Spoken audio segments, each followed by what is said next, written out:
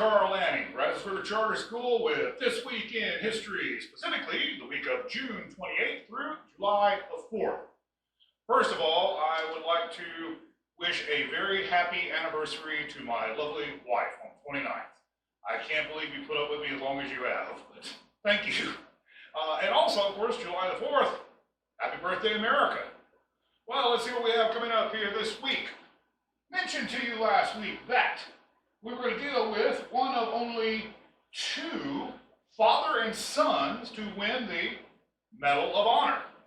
Well, on July 1st of 1898, what is popularly known as the Charge up San Juan Hill occurred. Now, I know history buffs, Kettle Hill, San Juan Ridge. Yeah, we're not going to get into that today. The Charge up San Juan Hill. Its most famous participant was, no question about it, Theodore Roosevelt. Theodore Roosevelt had been the Assistant Secretary of the Navy. He resigned and formed the United States Volunteers Cavalry Regiment, better known as the Rough Riders. For his actions, Colonel Roosevelt was nominated for the Medal of Honor. Reading the eyewitness accounts of his actions that day, he single-handedly took out one machine gun nest and forced another one to be abandoned, which had a number of men pinned down and was taking a pretty deadly toll. That's Roosevelt there. It was not awarded until 2001, however. And the reason why, there's several, but probably the big one was a letter that he wrote to the Army Command complaining about the, well, literally rotten food. That is his Medal of Honor. Literally rotten food. The lack of sanitation, the tropical diseases, just really the horrific conditions that the men were living in. The letter was made public. It embarrassed the Secretary of the Army, and he pretty well quashed the whole idea of this happening. Now, upon its eventual award, though, Roosevelt became one of only two father-son winners of the Medal of Honor. His son, Theodore Roosevelt Jr., won it for his actions on D-Day, 1944. It was awarded to him posthumously. He died a month later of a heart attack. Now, also, the other father-son would be Arthur MacArthur and his son, Douglas MacArthur, both Medal of Honor winners. However, Theodore Roosevelt does hold one singular distinction, as far as I know, in the history of the world. In 1906, Roosevelt won the Nobel Peace Prize. This is his Nobel Prize. For negotiating the end of a war between Russia and Japan. As far as I know, he is the only person ever to win his nation's highest award for bravery in combat, as well as the world's highest honor for peace. So, Theodore Roosevelt. Well, somebody that Roosevelt knew, also on this day, June 29, 1858, George Goethals was born. George Goethals became a West Point trained member of the Army Corps of Engineers, and in 1907 was placed in charge of the construction of the Panama Canal. Under his leadership, the canal was completed 2 years ahead of schedule and under budget. Imagine that, a government project 2 years ahead of schedule and under budget.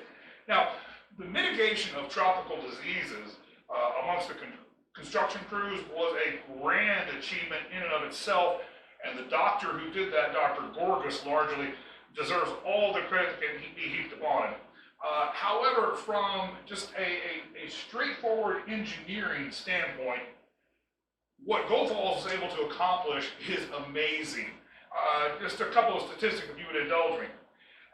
A train of dirt cars carrying all the dirt that was dug would circle the globe 4 times at the equator.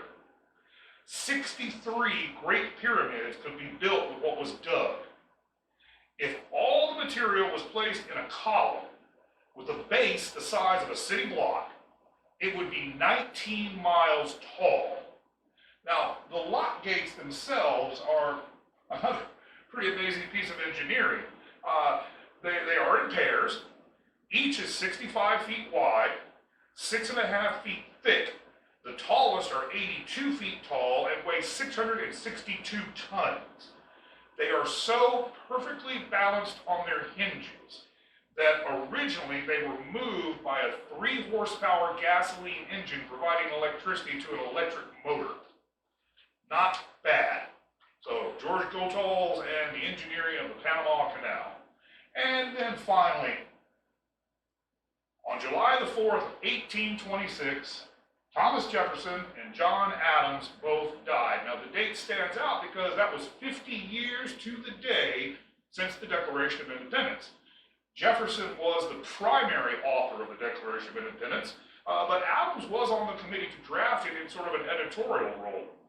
Adams's last words were, "Jefferson still survives," spoken that evening in his home. He was unaware that Jefferson had actually died that morning.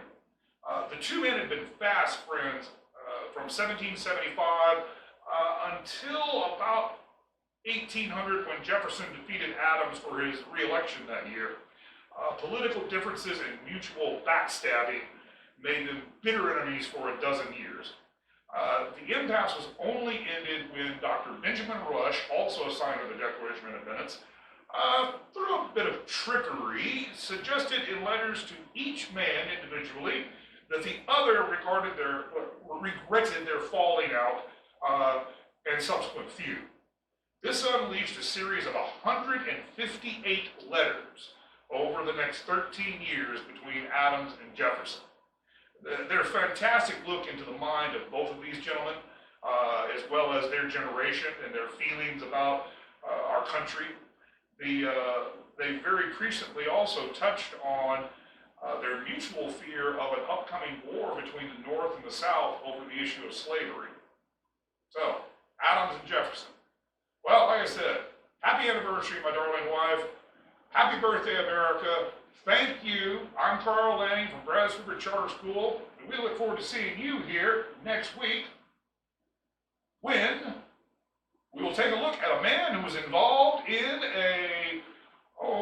shall we say, a publicity stunt that got way out of hand. Again, we look forward to seeing you right here next week.